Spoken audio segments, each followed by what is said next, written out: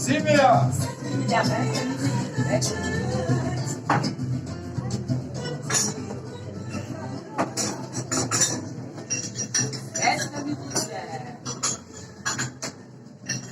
Ça vous a surpris ce mouvement? Simila, Simila, Simila, Simila. Ça vous a surpris? Vous pensiez peut-être, comme beaucoup de gens, l'Algérie, la belle endormie. Mais l'Algérie n'est pas la belle endormie, mesdames et messieurs. L'Algérie, certes, est le plus grand continent de toute l'Afrique, avec seulement 41 millions d'habitants. Pourquoi? Parce que 80% de désert. 6 milliards, 6 milliards. Mais l'Algérie, malgré tous ces passages, tous ces ratissages même, des fois, a gardé sa lumière au cœur du peuple.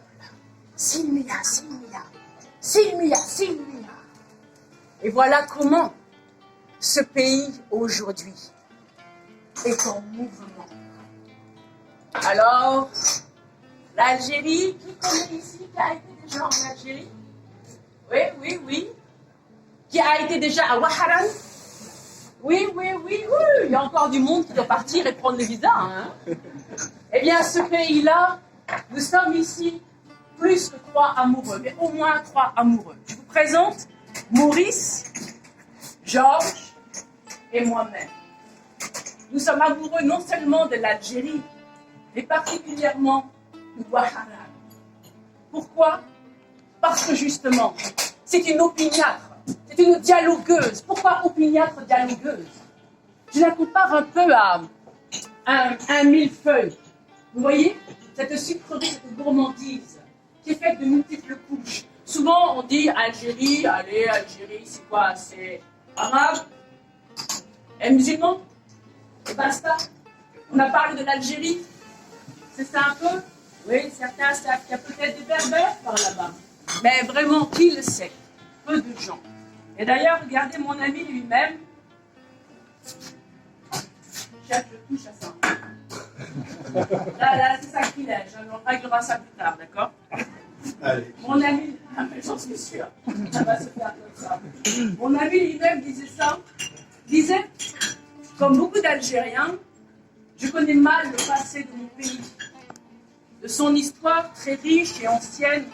Je n'ai retenu que des bribes, des flashs, un zapping millénaire où les ruines romaines de Tipasta embrayent sur les palais royaux ottomans, où Barberousse, triomphant sur le port d'Alger, enchaîne sur un De Gaulle compréhensif, je guillemets, où les moudjahidines, les combattants de la guerre de libération, font écho à Tariq Diaz, conquérant berbère de l'Andalousie, où le courageux émir Abdelkader, premier résistant contre l'occupation française, rejoint un président Boudia qui a perdu sa vie pour avoir voulu sauver son peuple. Les nombreuses civilisations passées par l'Algérie, mon millefeuille, ont toutes laissé des traces indélébiles et uniques. Mais qui sait que l'Algérie est le second site mondial après l'Italie en matière de vestiges romains? Saviez ça, vous? Non. Alors maintenant, vous le savez, et vous pourrez le dire. Quelques noms de ces sites. Il y a Tipaza, Tixirt, Djemila, Milef, Guelma, Tidis, Kipon, Tagas, on dirait du rap, Timgad, Maldor. Et tout ça, c'est sur la liste patrimoine de l'UNESCO. Autant vous dire que le tourisme culturel, on vous attend, a un très bel avenir en Algérie. Mais, vous le savez, et ici en France, on le sait aussi aujourd'hui, qu'est-ce qui tue la civilisation? Qu'est-ce qui tue le rapport dans une société? La peur, mais la méconnaissance. Ne pas se connaître. Ouaharan, par exemple, elle n'est pas née avec les Arabes. Elle est née il y a 100 000 ans. Elle s'appelait Ifri. Ifri, ça veut dire les grottes. Ces grottes ont été retrouvées des restes d'objets, d'ossements, et qui évidemment aujourd'hui, avec l'urbanisation, ont complètement disparu. Mais après ces grottes, il y a une tribu berbère qui est venue s'installer au pied de cette montagne qui s'appelle le Mourdiadjo. Moi, pour m'en rappeler, je pense c'est comment c'est les boissons, les mojitos. C'est pas mojito, hein. Donc c'est Mourdiadjo. Mourdiadjo. En bas du Mourdiadjo. Ils étaient là au moins 7-8 siècles avant l'an 0. Après, est venue rejoindre la tribu berbère, une tribu israélite. Et ensuite des tribus de chrétiens qui étaient chassés par les Romains qui eux aussi sont venus. Et quel est l'héritage des Romains? Le hammam. Le hammam, ça vient des Romains. Après eux, il y a eu des Vandales, il y a eu aussi pendant 151 ans un combat avec les troupes arabes qui, elles, ont apporté la langue arabe, l'islam aussi et bien d'autres connaissances. Ensuite vinrent les Espagnols pendant 200 siècles. Deux siècles. Bon, c'est peut-être méditerranéen là, attends, regarde. Si on est petits, soyons décisifs, soyons exubérants, n'est-ce pas? Donc 2 siècles seulement. Pendant que toute l'Algérie, elle, a été occupée pendant 4 siècles par les Ottomans, Waran, elle, seulement 2 siècles et à peine 70 ans par les Ottomans. Et qu'ont laissé les Espagnols? Vous savez quoi à Oran? La carte postale. Vous savez, Paris, c'est quoi? Paris, c'est la Tour Eiffel. Et Waran, c'est Santa Cruz. C'est un sanctuaire marial. L'emblème de la ville de Oran, c'est un sanctuaire marial. Est-ce que vous enregistrez ça? Vous voyez un petit peu toutes ces couches. Ils ont laissé aussi la paella. C'est le plat de la ville, la paella. Parce qu'il y a un port et il y a une pêcherie. On mange beaucoup de poissons. Ils ont laissé la mouna, qui est une brioche. Ils ont laissé la calantica. Ça veut dire le caliente, chaud en espagnol. C'est une sorte de sandwich qu'on fait à base de pois chiches. Voilà encore un bel héritage. Et ensuite arrivent qui? Arrivent les Ottomans et arrivent ensuite les Français. Les Français ont laissé la langue et ils ont laissé à Oran une architecture sublime, haussmannienne. Et comme je dis, avec mes frères qui sont là, si vous voulez découvrir l'art déco ou l'art moderne, oubliez le billet pour New York, déchirez, mesdames, messieurs. Allez à Oran. C'est un lieu magnifique d'art moderne ou d'art déco. Vous imaginez ça? Non, non, tout le monde dit encore non. Non, allez là. Voilà la raison pour laquelle nous avons décidé de vous parler d'Oran. Oran ne s'est pas appelé Oran tout de suite. Oran s'est appelé Oran vers le Xe siècle. On a quelques traces. Waharan, ça veut dire quoi? C'est ça, ça veut dire Jean-Yves le lion. Le lion s'appelait Jean-Yves, donc ça c'est une nouveauté, vous voyez. Ça veut dire la place des lions. Alors maintenant, de Lyon, qu'est-ce qu'il reste à Oran? Il reste juste 2 statues devant la PC. La PC, c'est la mairie. Et puis au loin, en face de Oran, il y a une montagne qu'on appelle la montagne du lion.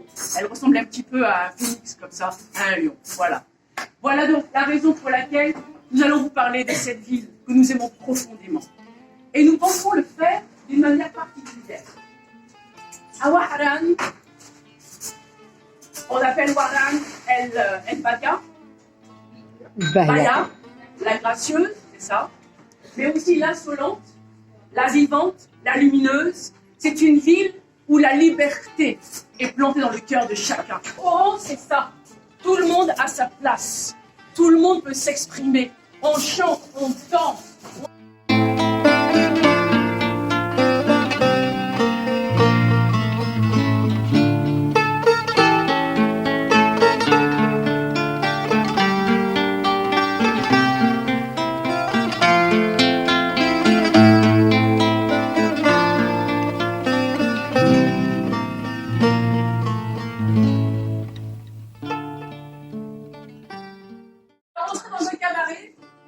Dans le quartier près du Grand Théâtre, d'accord?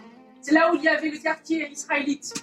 Et c'est là où est né, bien sûr, le rail, avec la doranaise, avec, voilà, je vous laisse ensuite plonger un petit peu dans cette littérature-là.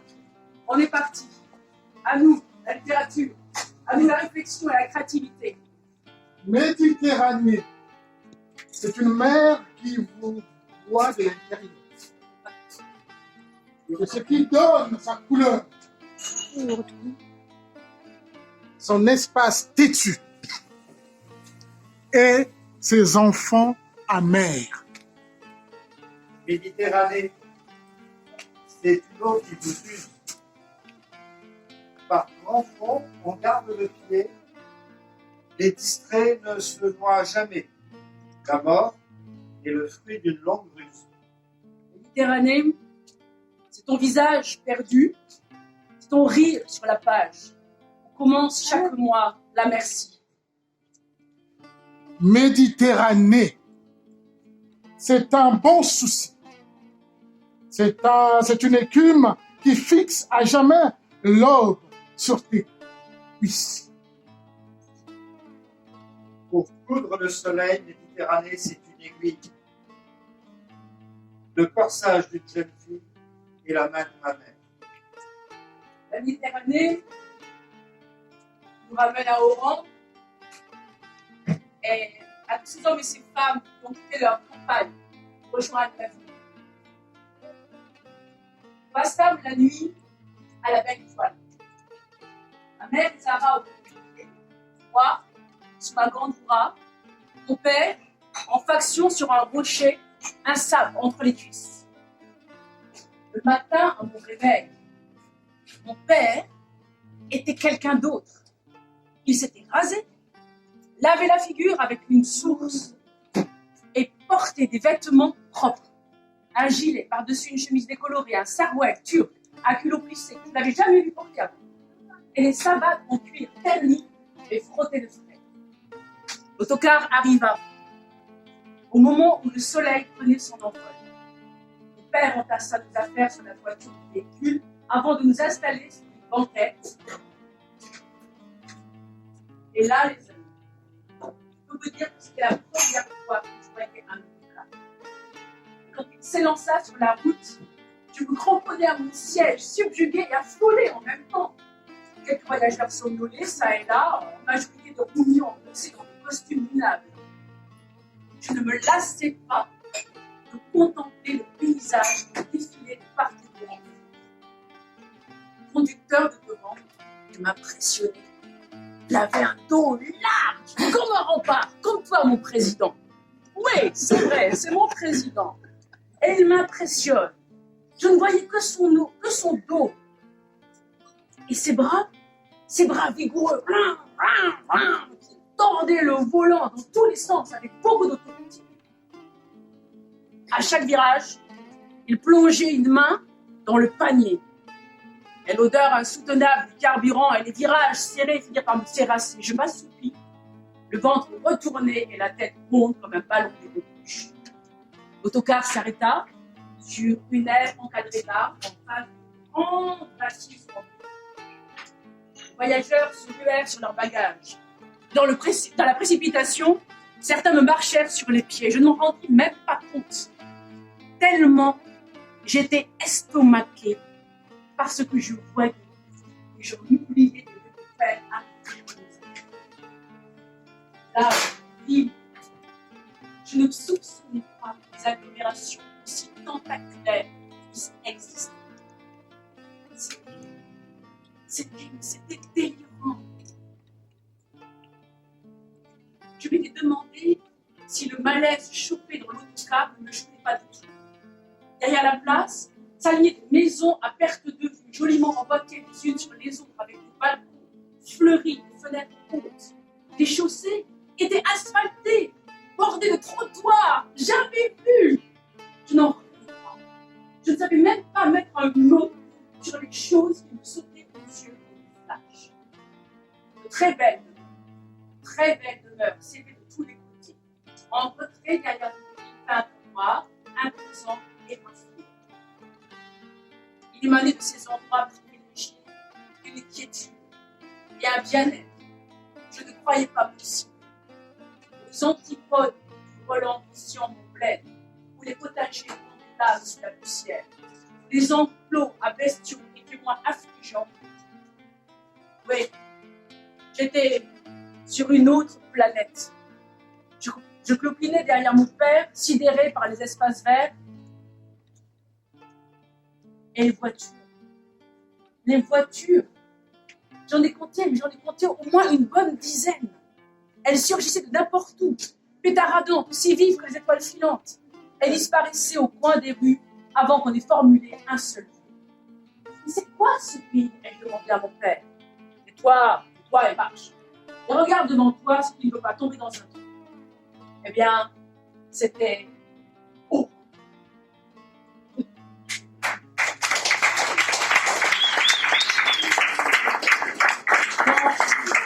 Forcé de vivre devant l'animal. Les Oranais ont triomphé de cette redoutable épreuve en se couvrant de constructions bien laides. On s'attendait à une ville ouverte sur la mer, lavée, fraîchie par la brise de soir, et mis à part des quartiers espagnols et des boulevards front de mer. On trouve une cité qui présente le dos à la mer, qui se construit en tournant sur elle-même à la façon d'un escargot. Oran est un grand mur circulaire et jaune, recouvert d'un acier dur. On ne peut pas savoir ce qui est la pierre sans venir à Oran. Dans cette ville poussiéreuse, entre toutes les cailloux et rois, les rues d'Oran sont vouées à la poussière, aux cailloux et à la chaleur. S'il pleut, c'est le déluge, une mer de vie. Mais pluie ou soleil, les boutiques ont le même air et absurde. Tous les mauvais goûts de l'Europe et de l'Orient s'y donnent rendez-vous. Et oui, c'est un peu ironique là, on dirait du Camus. Il n'y a pas que ça à Oran. C'est vrai. Santa Cruz et la montée à travers les pins. L'élargissement continu du golfe jusqu'au sommet d'où la vue se perd sur une immensité. Indifférence. Et moi aussi j'ai des pèlerinages. Oui, et oh, Georges, c'est un peu réducteur là. On dirait du je sais pas qui. Parce que, ok, il y a Santa Cruz, mais il n'y a pas que Santa Cruz. Il y a aussi Tvelat. Hein? D'accord? On va parler de Tvelat? Oui, c'est trop bon. Alors, Georges, oui, pour aller à Oran, on voyage de jour, on voyage de nuit. Et voilà, c'est ça. Alors, de jour, je ne sais pas. Mais de nuit, je sais qu'on arrive au petit matin à Sainte-Barbe de Tvelat, après avoir passé les eucalyptus à droite, frissonnant de Pérégaux à cette heure qui n'est pas le jour, mais qui n'est plus non plus la nuit. Au Tvelat, c'est la petite gare au volet vert à la grosse horloge. Sainte-Barbe de Tvelat. Sainte-Barbe de Tvelat. Vous qui êtes indifférence, équivalence et disponibilité, gardez-nous des choix précipités et laissez-nous cette liberté sans partage qui a le nom dénuement. Dans quelques minutes, ce sera Oran. Dans quelques minutes, ce sera Oran. Le poids d'une vie charnelle et sans espoir. Santa Cruz, aux villes, et l'odeur d'anisette dans les rues de Mars el-Kibir, c'est un fort, une fortification. Ce sera aussi les vieilles cures que le café Sintra sert dans de la glace pilée, et les oranaises. Les oranaises dont les chevilles sont un peu épaisses et qui vont toujours tête nue. Sainte-Barbe, préservez les oranaises jusqu'au seuil de leur vieillesse et remplacez-les alors par beaucoup de pareilles oranaises qui se promèneront ainsi sous les arbres de la vieille préfecture. Et empêchez Sainte-Barbe, empêchez les oranaises de penser à Alger et à Paris et enseignez-leur la vérité de ce monde qui n'est de nos points à voir. Vous qui êtes comme un quai où l'on fume une cigarette en rêvant, en attendant un coup de sifflet qui vous relancera vers les paysages de la terre. Vous savez que je ne suis pas souvent religieux. Mais s'il m'arrive de l'être, vous savez, je n'ai pas besoin de Dieu et que je ne puis l'être qu'au moment où je veux jouer à l'être. Parce qu'un train va partir et que ma prière sera sans lendemain. Sainte Barbe, vous qui êtes un point dans l'espace sur la ligne Oran-Alger, plus près d'Oran, très très près d'Oran même, vous si charnelle, si précise, si terrestre et cardinale, soyez pour quelques secondes la sainte d'un incroyant et la conseillère d'un innocent. Et la petite place,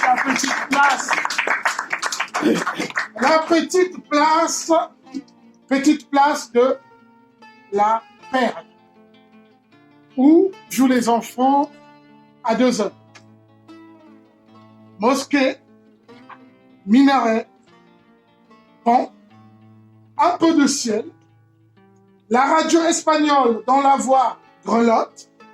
Ce que j'aime ici, c'est une heure qui n'est pas celle-ci, mais que je dévie, où le ciel d'été, vidé de sa chaleur,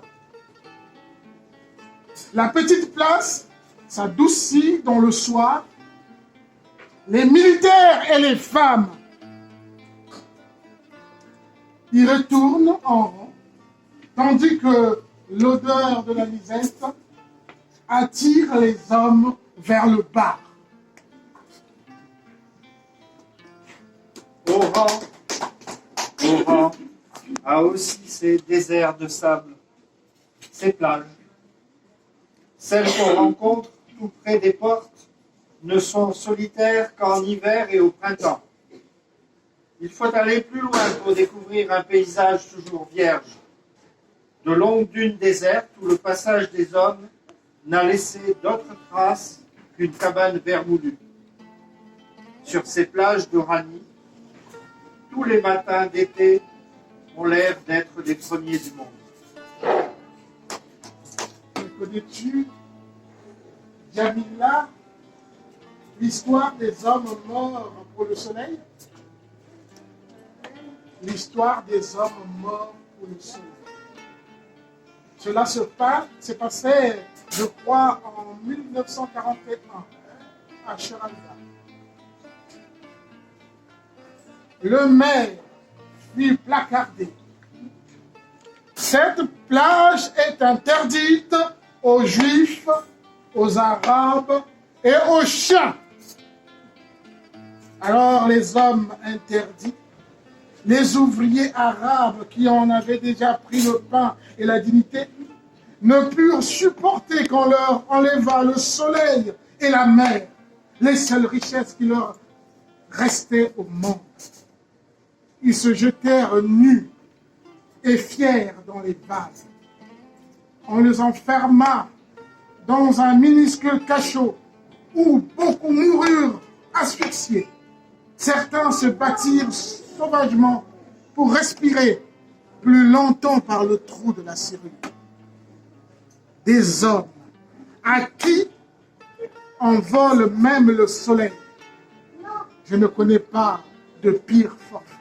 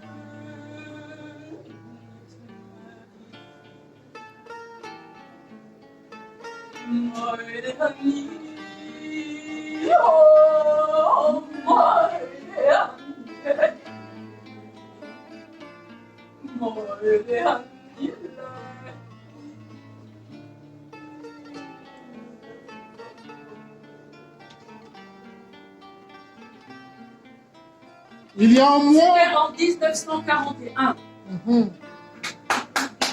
Non, on n'applaudit pas à ce qui suit. Ce n'est pas beau. On n'applaudit pas à ce qui n'est pas beau. On pleure ce qui n'est pas beau.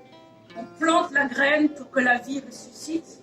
Mais on n'applaudit pas ce qui n'est pas beau parce que c'était en 1941. Mon père n'était plus ni médecin, ni militaire, ni français, ni rien. Que nous fussions parias, cela obscurément quelque part me soulageait.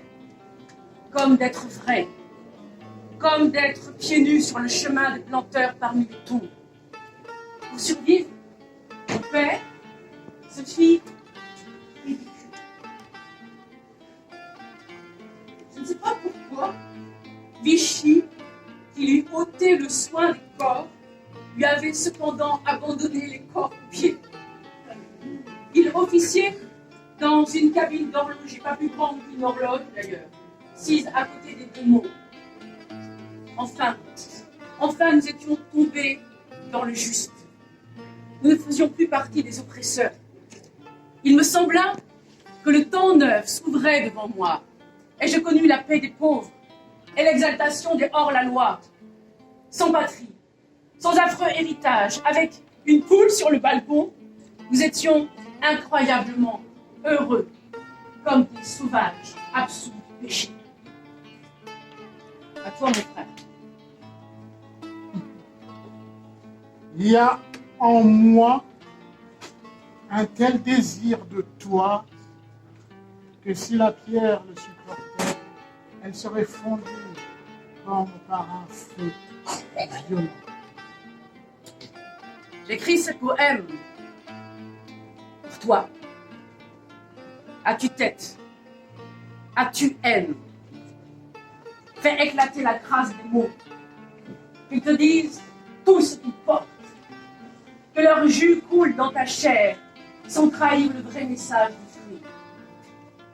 Ta main tremble comme ma voix.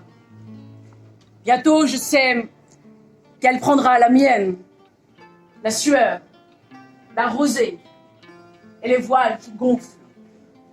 L'amour extravagant, violent, difficile et lucide, oh, aussi peu, qui fera éclater la guerre.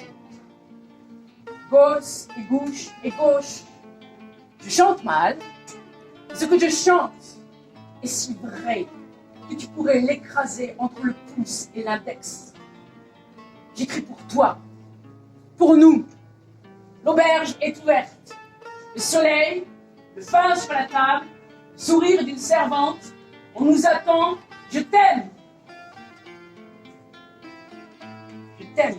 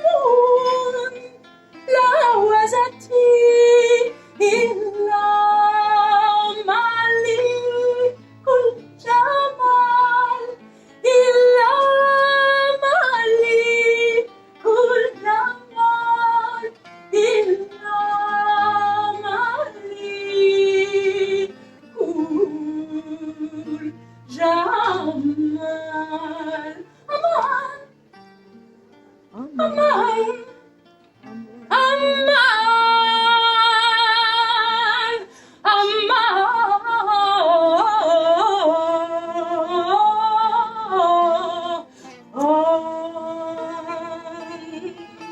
Bravo.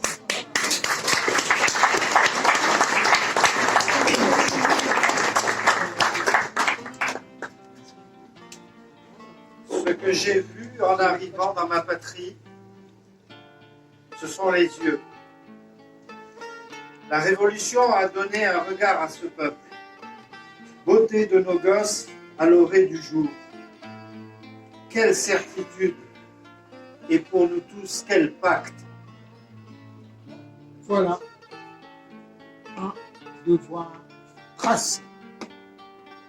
Le bonheur de l'homme a restitué aux hommes le bonheur, c'est-à-dire le pain, le toit, le travail, l'instruction. Soleil d'une impitoyable franchise. Soleil dans le regard de tous. J'avais rêvé, ce peuple est plus grand que mon rêve.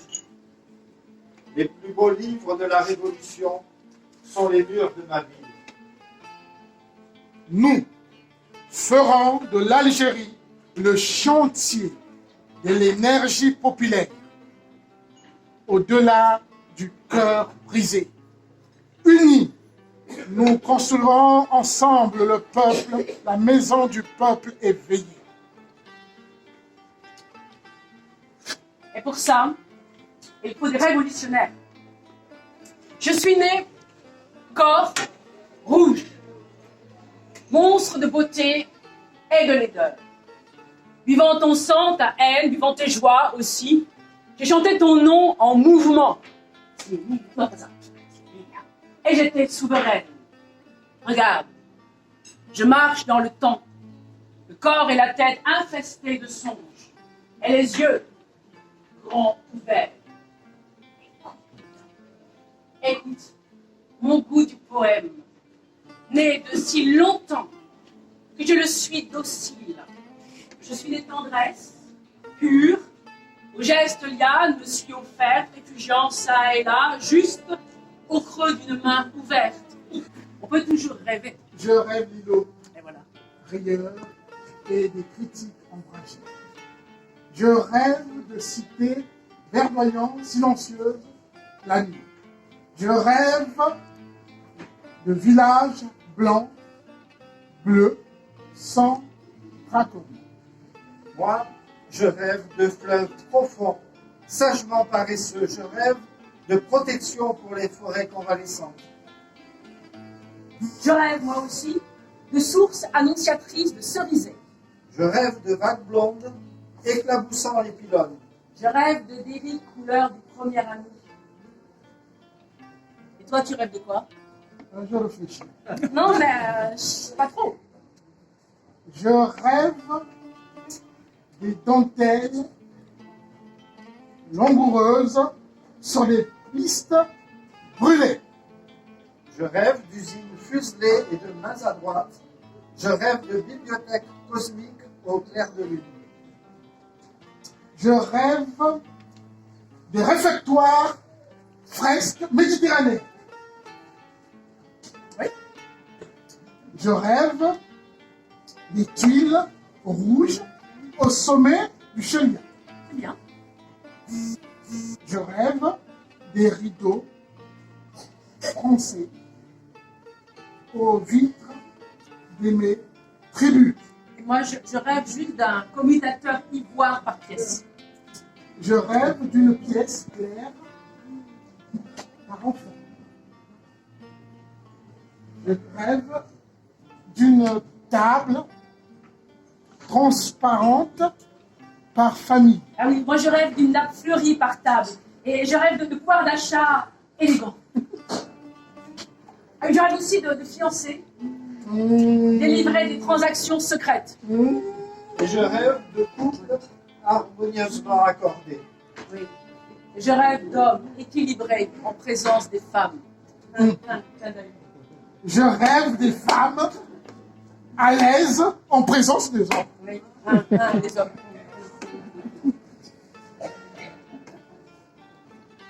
Je rêve des danses rythmiques sur les stades et des paysannes chaussées de cuir spectatrices Je rêve de tournois géométriques interlissés. Je rêve de joutes oratoires entre les crêtes et les vallées. Je rêve des concerts d'été dans les jardins suspendus. Je rêve des marches persan modernisées. Je rêve pour chacun selon ses besoins. Moi, je rêve de mon peuple valeureux, cultivé, bon. Je rêve de mon pays sans torture, sans prison, d'une musique qui va bientôt arriver. Et je rêve de mes yeux myops, mais rêve de ma prison. Andiamo. Ah bah, anticipez. Petite pause musicale, 30 secondes.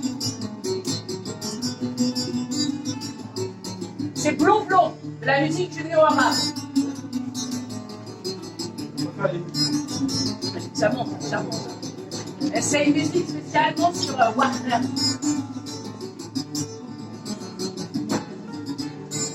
Là, les caméras peuvent se mettre au repos, je pense. Baissez les bras.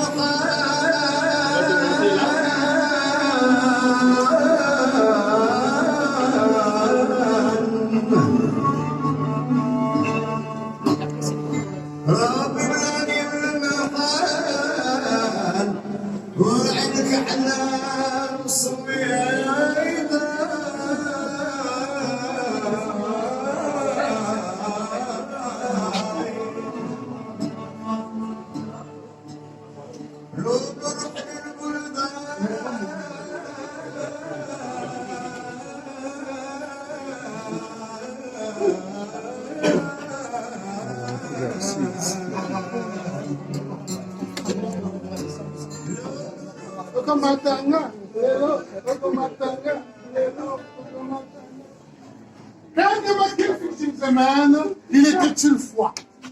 Il était une fois la place du 1er novembre. Vous ne connaissez pas? C'est pas ça. Tout le monde se regroupe souvent par là. Ils sont tous là. Vous avez vu payer? C'est bien.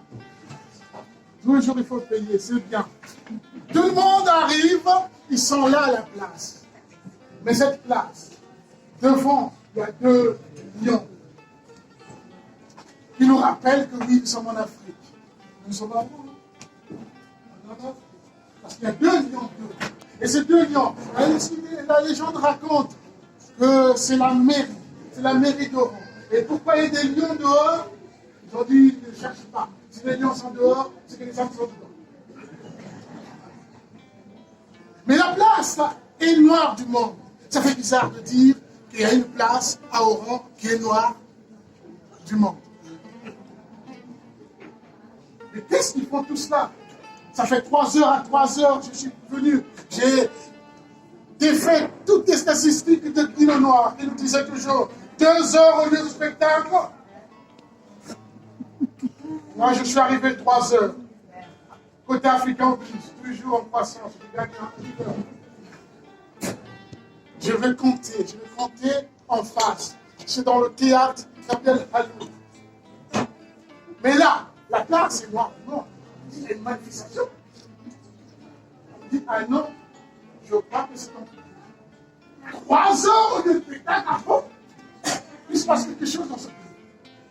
Je dis non, il dit ça pour me donner le trac, le stress. Oui, je rentre dans les coulisses, je me prépare. Et là, le patron du théâtre vient me voir pour me dire, oh, est-ce qu'on peut commencer à faire rentrer là, on est 2 heures avant le spectacle. Mais qu'est-ce qu'ils vont faire dans la salle? Le patron de théâtre m'attrape. Il me dit, viens, tu vas se raconter des histoires, mais il y en a des autres que tu ne connais pas. Viens dans la salle. Tu aimes bien la scène? Oui, la scène, vous savez, l'opéra d'Oran. La fosse a été ouverte pour que ça puisse prolonger le souvenir de la salle. Alors il m'amène là, il me dit, et regarde. Oui, je regarde. Aussi magnifique.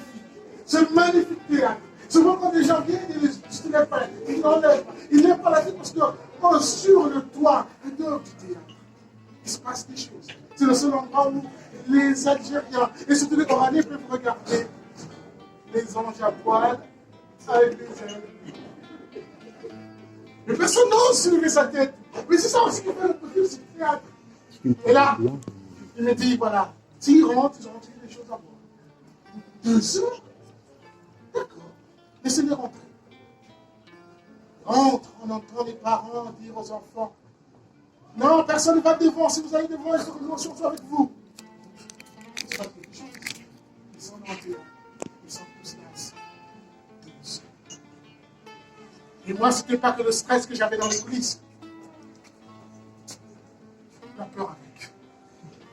Qu'est-ce que je peux raconter à un public qui est rentré 2 heures dans la salle? Mais à l'heure où on va me demander de commencer, le directeur qui vient me voir me dit, on a un problème. Je dis quoi? Ils attendent ça? Je dis non. Il y a l'équivalent de ce qui est dans la salle qui est devant la porte. Oui, les habitués.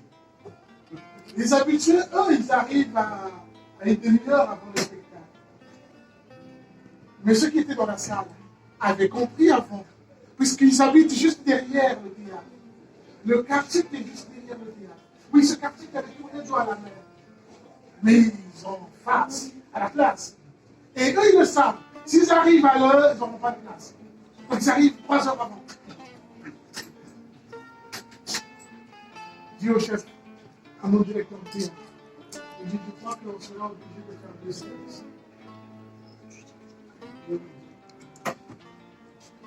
Problème, il faut, une fois que j'ai commencé à raconter, parce que tout ce public n'est pas venu pour voir Aloula jouer, pour voir le théâtre algérien jouer, non, ils viennent tous s'entrouper dans cette salle, ils récupérer leur part d'Afrique. Ils venaient pour écouter les chants des gens. Et j'en ai profité pour leur raconter.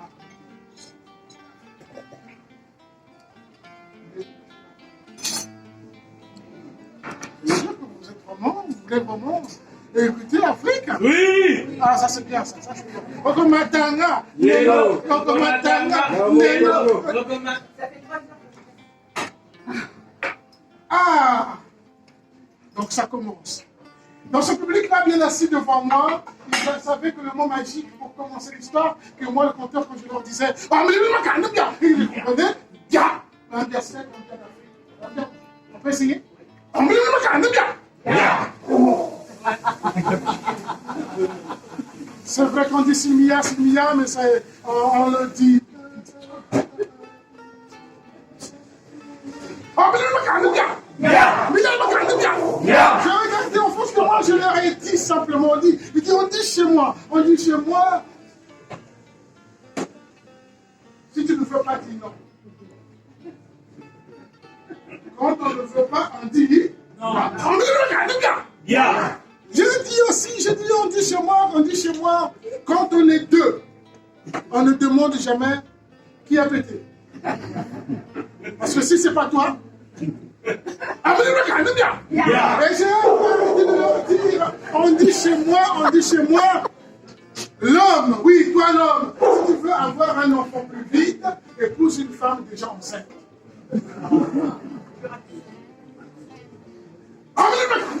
Et je les ai raconté cette histoire de cette classe. À l'époque, il y avait un marché. Et un marché, c'est là où, en principe, tout le monde se retrouvait. On raconte que c'était là où l'agriculteur ramenait le produit, le fruit de son... Et au marché, pour que celui qui prendra la responsabilité de s'empoisonner pour savoir qui va venir. Non, je n'ai pas suivi. Racontez qu'à cette époque-là où l'humain était au centre de toutes les préoccupations. Là où à cette époque, on donnait quelqu'un son nom. On lui disait, toi, on te nomme. Et ce nom-là, il voulait dire quelque chose. Oui, non. Mais là, il y avait un homme, il était là à la place, lui, il était venu pour changer le monde. Il parlait, il racontait des histoires, tout le monde. Et comme vous, ils arrivaient, vous savez, quand on vient toujours en foule, des fois, on ne sait plus qui est intelligent. Tout le monde vient, mais ils veulent l'écouter. Et ils écoutaient l'homme. Ça a duré. À un moment donné, les mêmes personnes commençaient à partir, un à un, à partir. Et ils se retrouvaient tout seuls à raconter. Et c'est là où l'enfant passe. Et l'enfant regarde. Il dit, mais c'est pas possible. Maman, ce monsieur est devenu fou, il parle tout seul. C'est vrai. Ah, mais le bien. On dit chez moi, si quelqu'un te dit que ta bouche sent mauvais, c'est que son nez est trop proche de toi. Alléluia.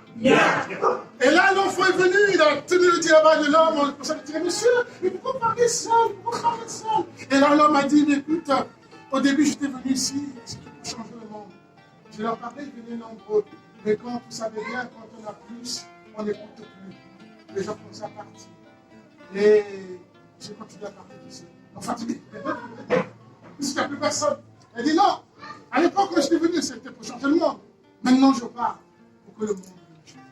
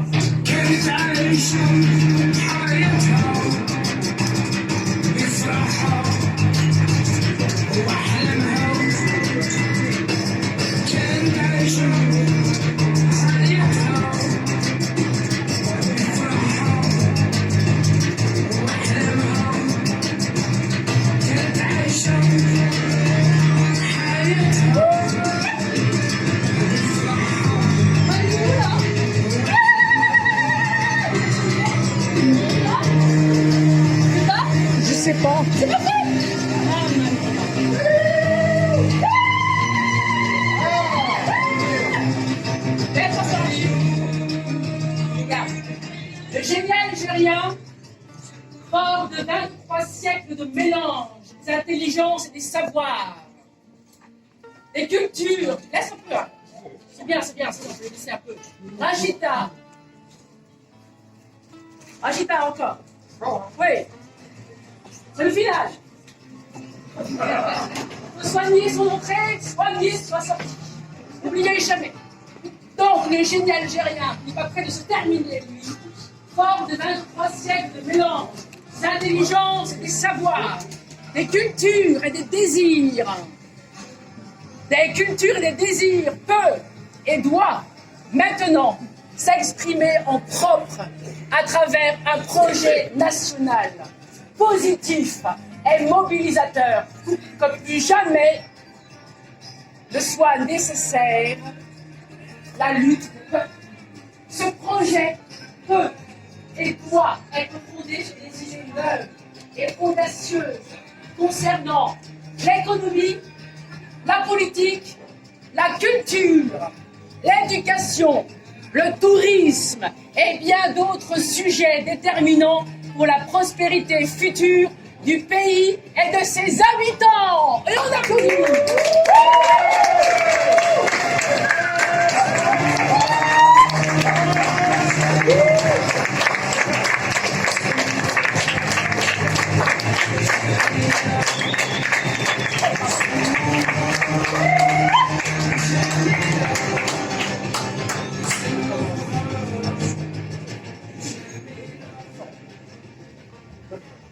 Il disait, mon époque, ton époque, le tout, mon fils, et que ton époque soit l'élargissement de la mienne.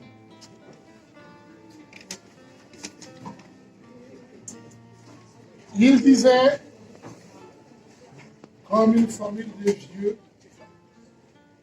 il disait, comme une formule de vieux cru, que l'on amende comme un patrimoine humain, que l'on transforme de torche en braise, je te léguerai à ma mort, non, pas là, des maisons qui sonnent toutes, ne sont que des vieilles pierres, ni même des billets de banque qui ne sont que des bouts de papier, mais autre chose. Ce dont tu hériteras est beaucoup plus riche parce que qu'humain, une somme d'expérience, une capacité d'aimer, une capacité de vivre et de croire. Il disait, mon époque était toute simple, et Rachita se prépare à bientôt repartir. Mon époque était toute simple, basée sur une société agricole et sédentaire depuis des siècles. ton époque sera affaire d'avocasserie et de chicane, de lutte et de courage. C'est pour cela que je vais t'envoyer dans le monde nouveau, mon fils. Puisses-tu tout simplement, en revenant de ce monde nouveau, être heureux, libre et digne, autant que je l'ai été moi, sinon plus. C'est cela qu'on appelle l'évolution des êtres et des peuples. Yeah!